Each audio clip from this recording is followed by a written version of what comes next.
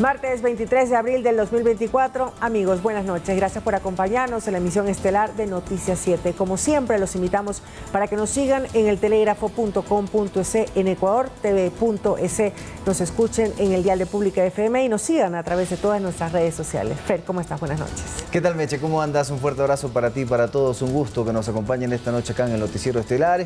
Y recuerden que ya tienen en sus pantallas en estos momentos el código QR, el cual los invitamos a escanearlo con su teléfono celular para acceder a información actualizada y verificada que tiene para ustedes el telégrafo digital. Acá arrancamos con nuestra oferta informativa. Bienvenidos.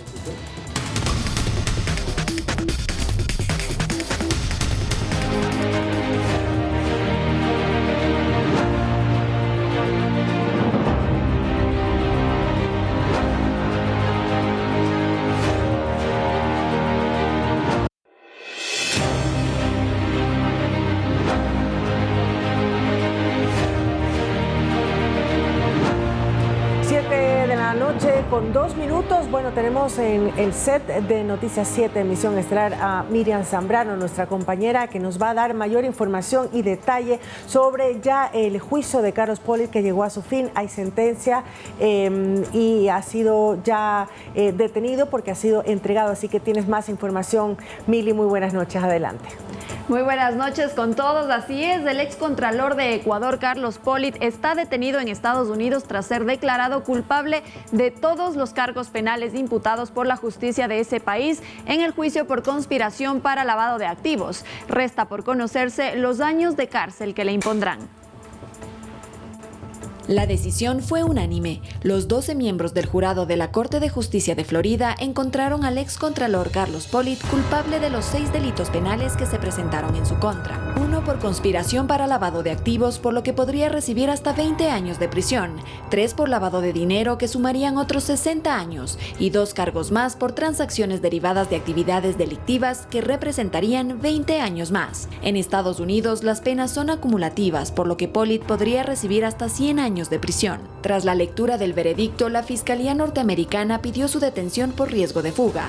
Pollitt, que estuvo presente con su familia, luego de quitarse la chaqueta y la corbata, se entregó voluntariamente a las autoridades para luego ser trasladado al Centro de Detención Federal de Miami. Con esto, la justicia estadounidense confirma que el exfuncionario ecuatoriano lavó dinero recibido por sobornos de Odebrecht y del empresario Diego Sánchez en el caso de Seguro Sucre, quien testificó haber pagado $750,000 en sobornos a Pollitt y a otro alto funcionario del gobierno de Rafael Correa. Entre algunos de los movimientos ilícitos del excontralor están el haber recibido sobornos por $11 millones de Odebrecht para evitar multas millonarias por parte del Estado ecuatoriano. Con ese dinero, más otro $500,000 solicitado al empresario Diego Sánchez para ayudarle a obtener contratos con Seguro Sucre, Pollitt habría remodelado una lujosa residencia en el centro de Miami para luego venderla y comprar un edificio de oficinas avaluado en $2.6 millones en el mismo sector y un departamento de $865,000 en el 7º piso de otro edificio de la ciudad,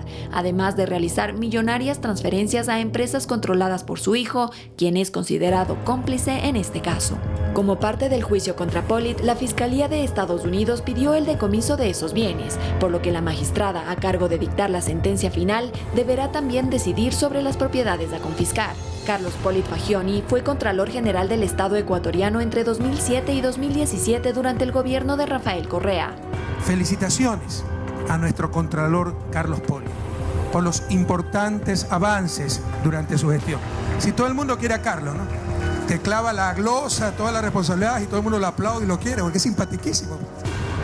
Pollitt es prófugo de la justicia ecuatoriana desde 2018, cuando fue sentenciado junto a su hijo por concusión, es decir, por exigir dinero a cambio de favores, abusando de su cargo como contralor. Miriam Zambrano, Noticias 7. Y cerca de 11 años es la pena mínima que podría recibir Carlos Pollitt por los delitos imputados, aunque podría acogerse a algún beneficio para reducir su condena por tener 73 años de edad. Hasta aquí la información conmigo, pero continuamos con más del noticiero y mis compañeros. Muy buenas noches.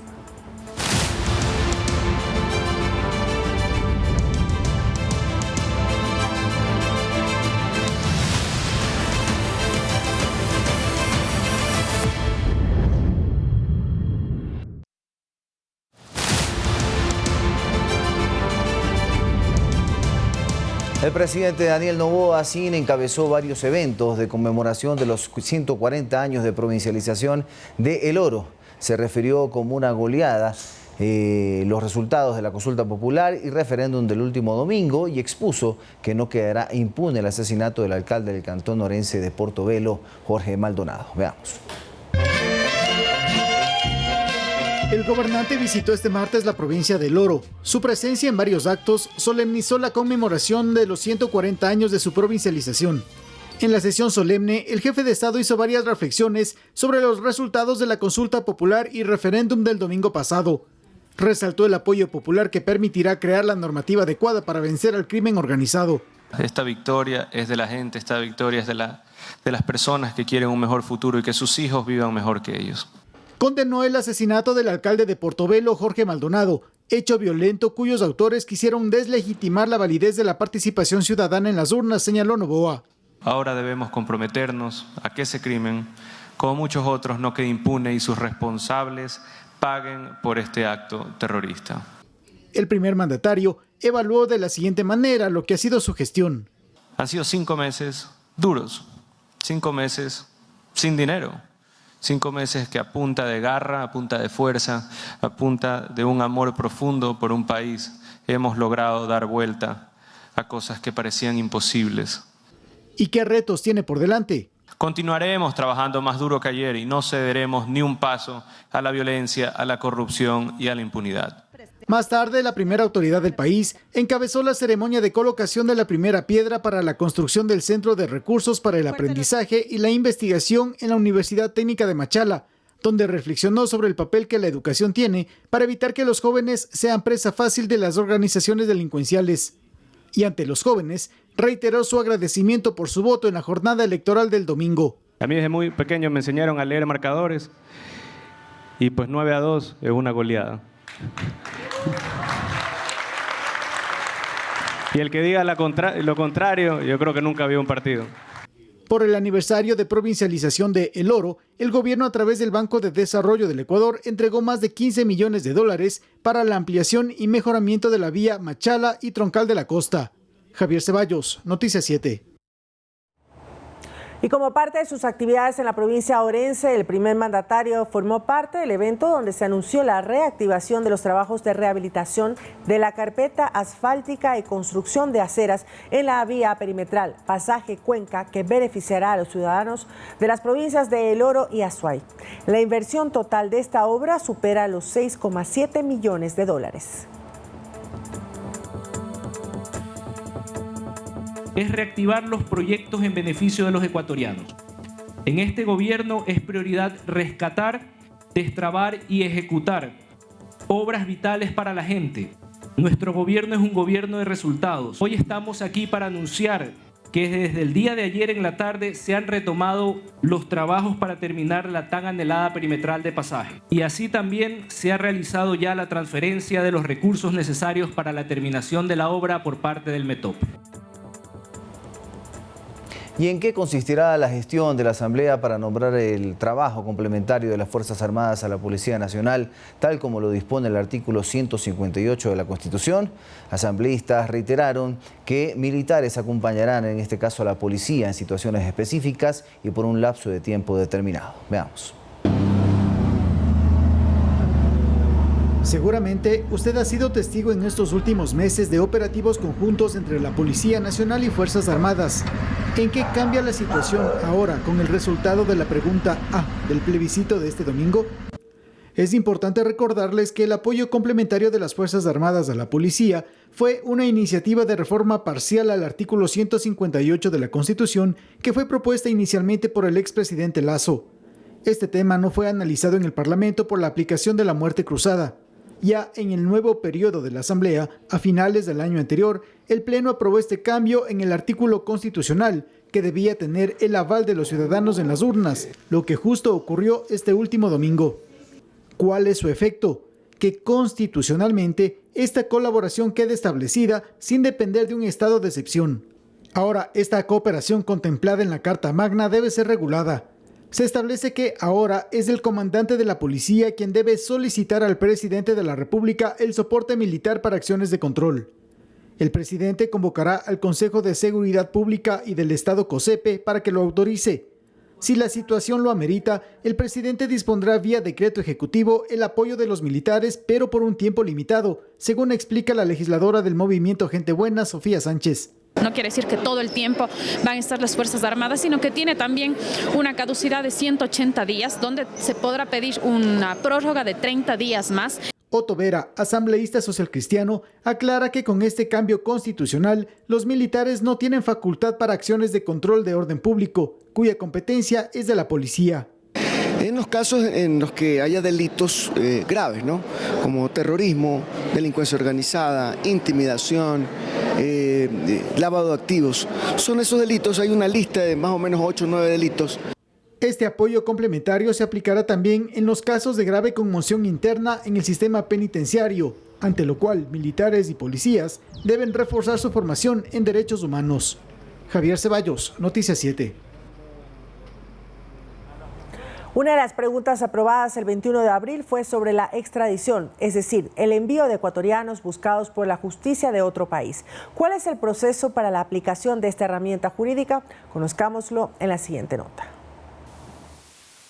El pasado domingo, el país le dijo sí a la posibilidad de que delincuentes ecuatorianos que sirven al crimen organizado internacional puedan ser enviados a otro territorio para ser juzgados. La pregunta ahora es ¿en cuánto tiempo entrará esta reforma en vigencia? Tiene que emitirse los resultados oficiales. Los resultados habría que esperar, si es que no tiene algún tipo de impugnación, se publique en el registro oficial e inmediatamente tomará vigencia. Así es que pienso que esto no va a tomar mucho tiempo. Es decir, esta enmienda constitucional no requiere pasar por la Asamblea para su aprobación, dado que el anexo 1 de la pregunta ya planteaba el texto a reformarse y así fue aprobado. Con lo que parte del nuevo artículo dice: la extradición se solicitará y se concederá de acuerdo con las condiciones, requisitos, restricciones, impedimentos establecidos en esta Constitución, los instrumentos internacionales de los que es parte el Ecuador y en lo no regulado en aquellos por la ley. Además, el anexo 1 también indica que en la ley de extradición, en el artículo 5, número 1, se sustituye a la palabra extranjeros por personas. Lo que mucha gente le puede estar seguramente cuestionando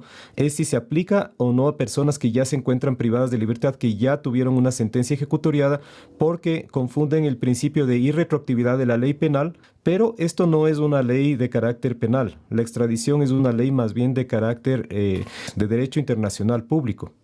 Entonces, en este caso sí operaría. Con esto, bastará que se cierre el proceso electoral en curso, se hagan los cambios respectivos y se publique en el registro oficial para que la extradición entre en vigencia en nuestro país. Miriam Zambrano, Noticias 7. El presidente Daniel Noboa realizó otro cambio en su gabinete ministerial y en esta ocasión designó a la quiteña Alegría Crespo Cordobés como ministra de Educación. ¿Cuál es su trayectoria? Le contamos en la siguiente nota. El Ministerio de Educación tendrá una nueva cabeza. Se trata de Alegría Crespo Cordobés, quien reemplazará a Daniel Calderón, tras el anuncio del presidente Daniel Noboa, la noche del lunes 22 de abril. Crespo nació en Quito en el año de 1978. En su formación académica acumula un PhD en Ciencias de la Educación por la Universidad Nacional de Rosario en Argentina. Es máster en Educación y licenciada en Comunicación por la Universidad San Francisco de Quito. La nueva ministra también ha sido vicerrectora del Colegio Johannes Kepler y tiene una amplia experiencia como docente en centros de estudios superiores como la Universidad San Francisco de Quito, la Universidad de las Américas, la Universidad de Israel, la SEC y la UNIR. Además, es autora de 2 libros, Creatividad y Educación, y el libro En el bosque de eucaliptos, cápsulas para oxigenar el alma. Tras su nombramiento como ministra de Educación, Crespo se pronunció en sus redes sociales. Gracias infinitas por tantos mensajes de cariño y respaldo. Que todo sea por nuestros niños, niñas y adolescentes. Manuela Bedón, Noticias 7.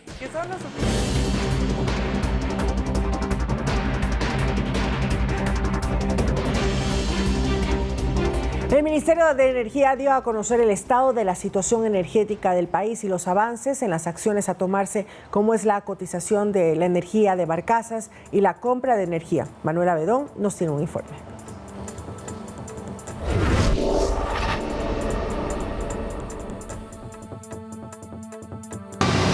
Por segunda ocasión, el ministro encargado de Energía, Roberto Luque, dio a conocer el estado de las hidroeléctricas en el país. Dijo que el 22 de abril las condiciones climáticas beneficiaron para poder tener mejores caudales, especialmente en Mazar. Además, dijo que se están analizando la compra de embalses, al igual que generadores de energía térmica. Escuchemos.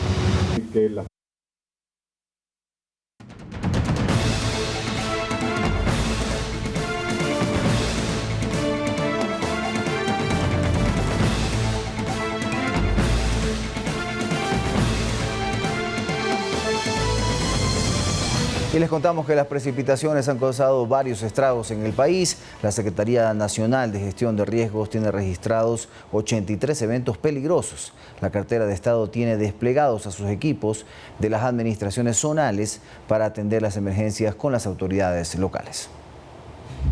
Torrenciales lluvias han caído en varios sectores del litoral y la Amazonía. El recinto El Caimito, en el cantón Montalvo de la provincia de Los Ríos, se encuentra bajo las aguas luego del desbordamiento de 4 afluentes: Los Gaques, Cristal, Las Garzas y Las Juntas. La afectación se hizo evidente a partir de horas de la tarde del domingo y se intensificó durante la noche, causando daños en viviendas y cultivos. Mientras tanto, que en la provincia de Santo Domingo, debido a las afectaciones y la caída del puente que conecta a la troncal Cañar con el Triunfo en Guayas, el Ministerio de Transporte y Obras Públicas instalará un puente Bailey en este sector.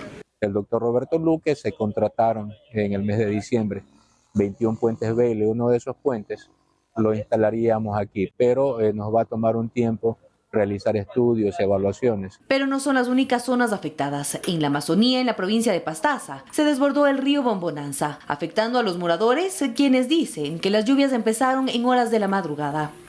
Fundamental es que estamos vivos toda la familia, pero también lamentablemente la chacra está inundado. A esto se le suma la afectación en el abastecimiento de agua y las actividades turísticas del cantón. Dando gracias a Dios no ha habido ninguna afectación, ninguna pérdida humana, ni lesiones humanas.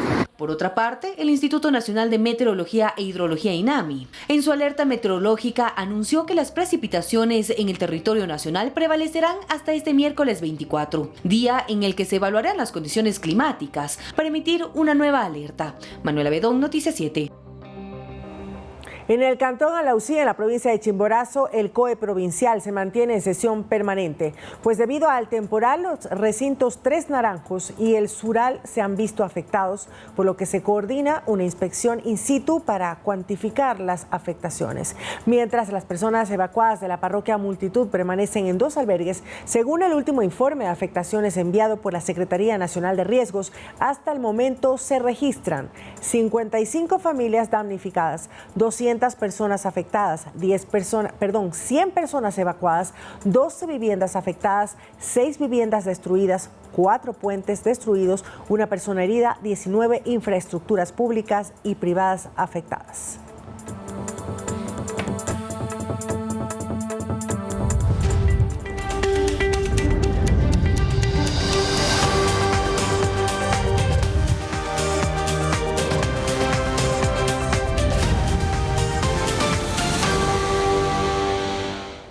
Avanza el juicio penal contra el expresidente de los Estados Unidos, Donald Trump, acusado de falsificar documentos para comprar el silencio de la actriz porno Stormy Daniels y proteger así su carrera a la Casa Blanca en el año 2016. Este martes se presentarán las primeras declaraciones de los más de 40 testigos que existen en este caso. Sin embargo, el exmandatario tuvo que también enfrentar otra audiencia con el juez Juan Merchan para determinar si violó su orden mordaza al hacer publicaciones en redes sociales en las que atacó a testigos y potenciales jurados del juicio. El juez indicó que la sentencia por esta violación se hará en los próximos días y agregó que, de encontrarse culpable, Trump deberá pagar una multa de $1.000 por cada publicación realizada. Además, se le advertirá que si su mal comportamiento continúa durante los días que falta del juicio, podría ir a prisión.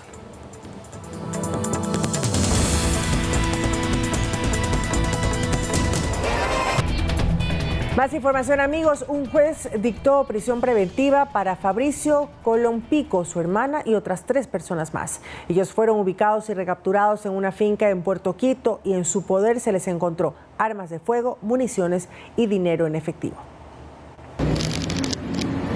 La audiencia de calificación de flagrancia y formulación de cargos inició a las primeras horas de este martes 23 de abril, tras ser capturados en una finca ubicada en Puerto Quito. Después de evaluar los argumentos presentados por Fiscalía, el juez que lleva el caso ordenó la prisión preventiva para Fabricio Colón Pico, alias Capitán Pico, su hermana Ana P., Aguilar W., Mauricio alias del Brujo y Soto Villa alias Soto, por el presunto delito de tráfico ilícito de armas de fuego, según el artículo 362 del COIP. Todos los involucrados tienen antecedentes penales. La Fiscalía los ubica como integrantes del grupo terrorista Los Lobos. Este señor Aguilar tenía 10 antecedentes. El señor Soto tenía 4 antecedentes, el señor Zamora tenía 6 antecedentes y la señora Pico Ana tenía 5 antecedentes, es decir, tenían un historial delictual bastante fuerte quienes le rodeaban a Colón Pico al momento de la detención. Recordemos que en enero de este año, Colón Pico, Aguilar W., alias del Brujo y alias Soto, se fugaron de la cárcel de Riobamba junto a otras 30 personas más durante un amotinamiento. Colón Pico es uno de los criminales más buscados por el eje de seguridad, como lo señalan las autoridades. Es un objetivo de alto valor. Ya tenía una difusión de Interpol, una difusión roja alertada a nivel de todos los países. Sobre Colón Pico pesan más de 20 procesos penales por diferentes delitos, como asociación ilícita, tráfico de armas, asesinato, entre otros. Se le acusa también de secuestrar al hijo de un narcotraficante y querer atentar contra la vida de la fiscal general del estado, Diana Salazar. En el operativo también se decomisaron celulares que serán explotados para investigar sus nexos con otros criminales. Nosotros hemos identificado un sinnúmero de personas que están vinculados o asociados a él, específicamente al tema económico, al tema de dotación logística y sobre todo también a la generación del tema de la habitabilidad, lo que nos da un entendimiento claro de que efectivamente él se encuentra liderando este grupo terrorista. Estas 5 personas permanecerán detenidas por 30 días mientras dura la instrucción fiscal en un centro de privación de libertad designado por el juez y por el SNAI. Edison Saavedra, Noticias 7. Y en horas de la tarde este martes, Fabricio Colón Pico fue trasladado a la cárcel de La Roca en Guayaquil. Así lo dio a conocer el Servicio Nacional de Atención Integral a Personas Adultas Privadas de la Libertad, SNAI, donde cumplirá prisión preventiva por presunto tráfico de armas. En el comunicado además se informó que en este centro de rehabilitación a alias Capitán Pico se realizará la respectiva valoración médica por intermedio del personal del Ministerio de Salud para garantizar su integridad física.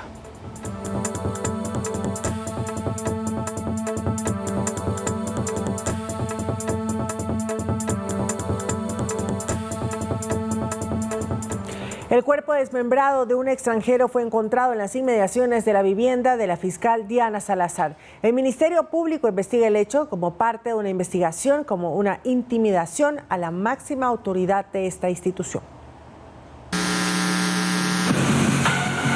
24 horas después del hallazgo de un cuerpo desmembrado en el norte de Quito, la Policía Científica en Criminalística trazó una línea de investigación basada en las partes del cuerpo que serían de un ciudadano extranjero. Además, se cotejan las huellas dactilares con la base de datos de personas extraviadas. A través de un comunicado oficial, la Fiscalía relacionó el crimen con las amenazas recibidas contra Diana Salazar. Durante el fin de semana se emitieron informes de inteligencia sobre posibles atentados en contra de la vida de la máxima autoridad de esta institución, mismos que incluían advertencias de la comisión de actos violentos en caso de no cumplir su principal objetivo. La Fiscalía General del Estado investiga lo ocurrido, pues se presume que tiene relación con estas alertas de seguridad. El ex fiscal Fabián Salazar volvió hace poco a Ecuador tras una charla académica en México. Asegura que estas prácticas de intimidación fueron importadas de Ciudad Juárez. Esto es una forma que utilizan los criminales para limitar el accionar de la justicia, no solo del fiscal, sino de la justicia. El trabajo de ser fiscal está directamente relacionado a la lucha frontal contra el crimen.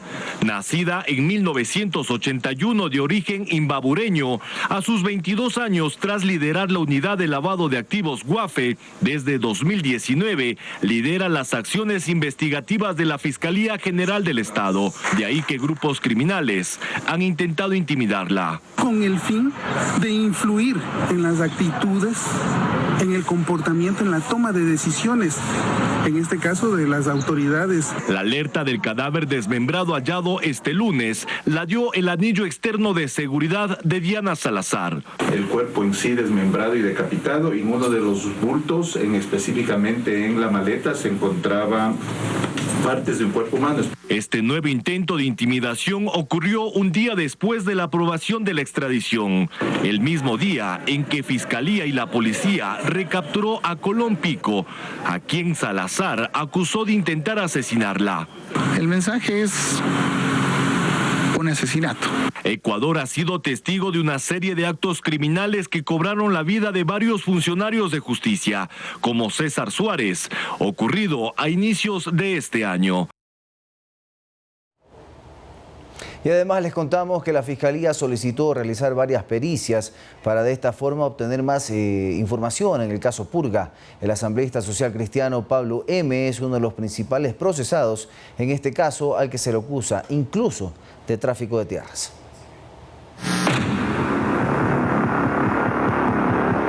La información que reposa en el expediente fiscal del caso Purga podría ser incluso más amplia que la recopilada por la Fiscalía General del Estado en el caso Metástasis. Pues aquí aparentemente no solamente se trataría de una trama de corrupción en el sistema de justicia en la Corte Provincial del Guayas, a través de Mayra S., Pablo M. y la expresidenta de la institución Fabiola G., quienes generaron toda una trama de corrupción para favorecer a delincuentes incluso, con procedimientos judiciales al margen de la ley. El mismo ex asambleísta social cristiano Pablo M. sería quien lidera esta organización delictiva y que por lo cual hoy por hoy está siendo investigado por la justicia. Pero a más de ello podría tener nexos incluso con un presunto delito de tráfico de tierras. Información que se llegó a conocer tras el testimonio anticipado de Mayra S. En esta asociación, señor juez, hoy en día se encuentran 10 personas con boleta de captura y una persona privada de su libertad, porque Pablo M. no solamente les quitaba las tierras, sino que a quien se oponían y se resistía, lo metía preso con su poder judicial. Si bien es cierto, la Fiscalía General del Estado ha solicitado se realicen diferentes pericias, no solamente de constatación de información a través de redes sociales, de información de cuentas bancarias a través de diferentes instituciones financieras, contratos que varios de los procesados y nombrados en las versiones, generados con municipios a nivel nacional, podría dar cuenta de los alcances que Pablo M. tuvo alrededor de esta trama de supuesta corrupción. Y si hay más personas que han participado de esto, por supuesto que sí. El caso Purga y el caso Metástasis no solamente está enlazado por los nombres de quienes participaron en las tramas de corrupción, sino también por contratos, favores judiciales y otros delitos que hoy por hoy la Fiscalía investiga y sigue el rastro de incluso más personas. Mayra S. en sus conversaciones del caso Purga aseguró que Vivian H. era la encargada de lavar dinero de Wilmer Che, alias Pipo. Vivian H. es procesada por lavado de dinero en el caso Amistad. En las múltiples conversaciones de Mayra Carolina S., principal pieza que permitió armar el rompecabezas del caso Purga, intercambiaba mensajes con el usuario FG23, que según la Fiscalía sería un juez provincial del Guayas. Hablaban de la polémica entre Jorge Glass y Soledad Padilla, asistente del ex vicepresidente que por aquel entonces le había denunciado por acoso e intimidación. Y en medio de la conversación revela quién sería la encargada de lavar el dinero a Wilmer Chavarría, alias Pipo. ¿Qué tiene que ver Ferdinand? ¿Qué tiene que ver la vieja Vivian? ¿Tiene llegada con el líder? Con Pipo, ella le lava.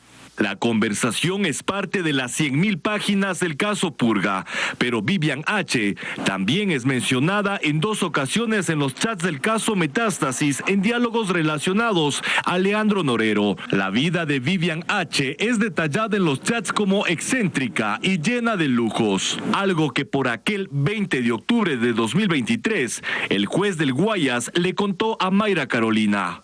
Vino a mi casa en una nave full lámpara esa vieja. Entre joyas, reloj, carteras, zapatos, no menos de 40 lucas. Me pidió que la atienda. Me trajo una lista como de 20 juicios que quería que le resuelva. Solo le dije que yo no podía manejar eso y chao. Esa vieja, la fiscal le está investigando, Vivian H., por relación con narcotráfico y lavado de activos. Vivian H. ha sido identificada por la Fiscalía como la figura principal en un caso de lavado de dinero, al que se le ha dado el nombre de caso Amistad. El proceso ha estado marcado por múltiples dilataciones. Vivian fue detenida y vinculada al caso de lavado de activos por un total de $22,4 millones, de los cuales no ha podido justificar la procedencia de 18 millones.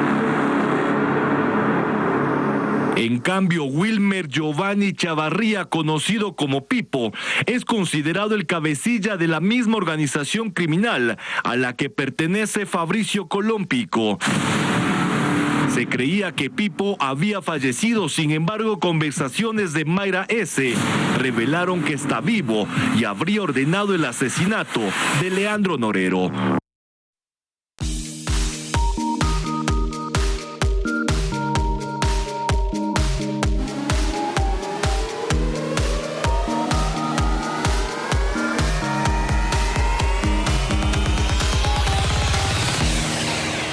Y es impensable imaginar la vida moderna sin la presencia de máquinas de ecografías y ultrasonidos. La incorporación de nueva maquinaria en este campo es vital para el progreso del sector médico.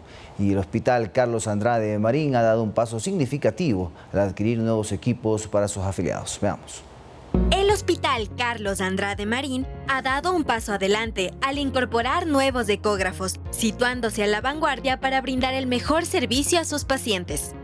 Estos equipos son ampliamente reconocidos por su capacidad para diagnosticar una variedad de condiciones médicas, gracias a sus funciones avanzadas de diagnóstico por imagen y monitorización, con una resolución en formato 3D y 4D. La versatilidad de estos ecógrafos abarca diversas especialidades médicas, incluyendo ginecología, vascular, obstetricia, urología, traumatología, cardiología, neumología, entre otras. Su incorporación no solo mejora la calidad de los servicios ofrecidos, sino que también agiliza la atención a los pacientes, reafirmando el compromiso del hospital con la salud de la ciudadanía y sus afiliados.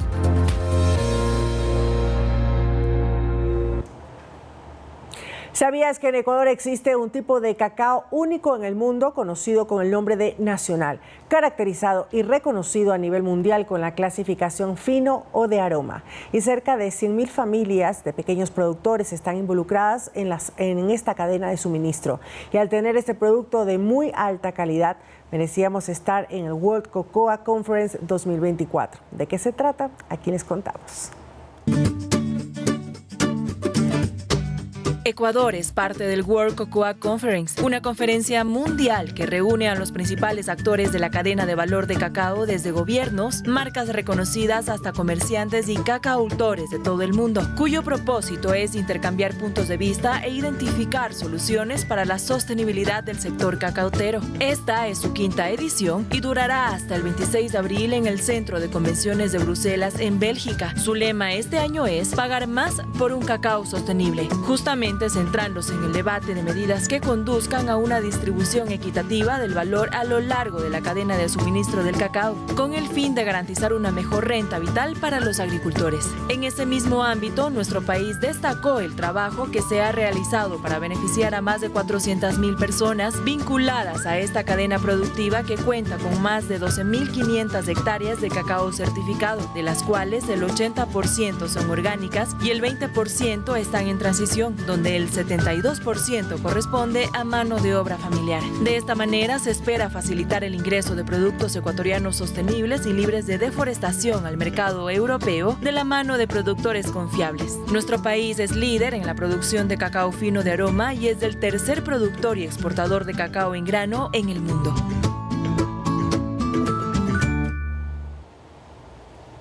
En Quito hay un lugar que atesora cultura, patrimonio e historia. ¿Quieres saber de qué se trata?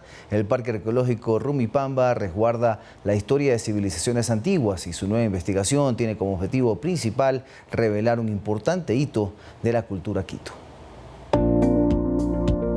Desde el 2019 se han emprendido proyectos de investigación en el Parque Arqueológico y Ecológico Rumipamba, con el objetivo de desentrañar los detalles sobre los antiguos habitantes de Quito. Lo que sí se encontró es restos de un lago, es decir, de los aluviones que provocan las erupciones del Pichincha, que bajan por la quebrada de Rumipamba, y varios también restos de talla, de materiales como la obsidiana o el basalto, lo que nos indica que hubo población en la época del arcaico del formativo que estuvo asentada en el sitio y que posiblemente estuvieron tallando sus materiales en el sitio de Rumipamba.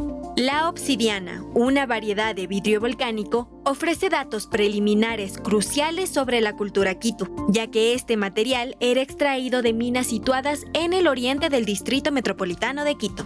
El hecho de que se encuentre en los sitios arqueológicos significa que hubo un proceso de obtención de este material.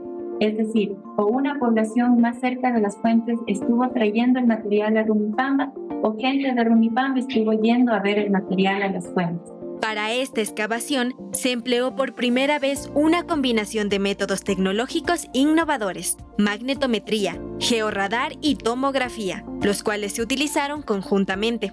Son como ondas que penetran el suelo y van a varios metros de profundidad. Entonces, si es que hay algo bajo el suelo, digamos de unos 4, 5, 6 metros, la onda topa este elemento y regresa. Entonces, ahí es lo que el arqueólogo va a decidir en dónde va a excavar a mayor profundidad.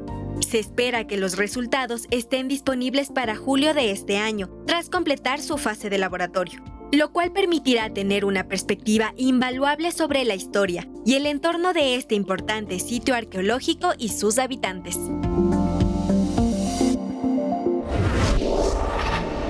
Este 23 de abril se conmemora el Día Internacional del Libro con el objetivo de fomentar la lectura, la industria editorial y la protección de la propiedad intelectual. En Ecuador, a través del Ministerio de Cultura, se realizan diferentes actividades para fortalecer la lectura, una de ellas la construcción de bibliotecas comunitarias. Les contamos más a continuación.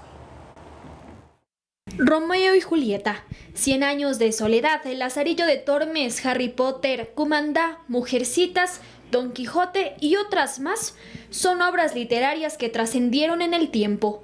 Sus personajes, historias y escenarios marcaron a varias generaciones. El libro del Principito es un libro que ha marcado la infancia de muchas personas porque obviamente nos lleva mucho a este mundo de soñar, ¿no? De soñar con un mundo mejor. Pero hay libros que no pierden vigencia pese a la fecha en la que fueron escritos, y con ellos sus mensajes y enseñanzas. Este libro aprendí que las cosas que no se ven son las más importantes. En el país, según la última encuesta realizada en mayo del 2021, el 30% de los ecuatorianos tiene un hábito de lectura.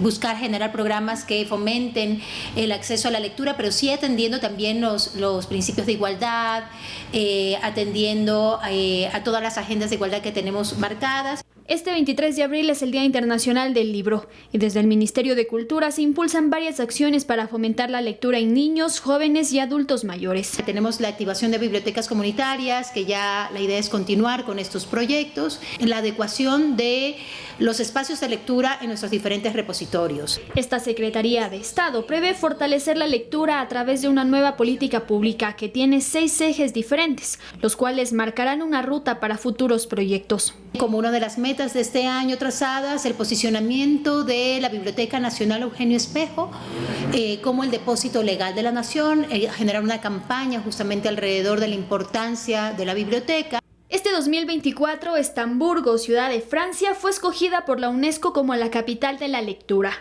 La iniciativa de esta ciudad está relacionada con el papel de los libros para compartir las preocupaciones medioambientales y los conocimientos científicos, así como empoderar a los jóvenes como agentes del cambio.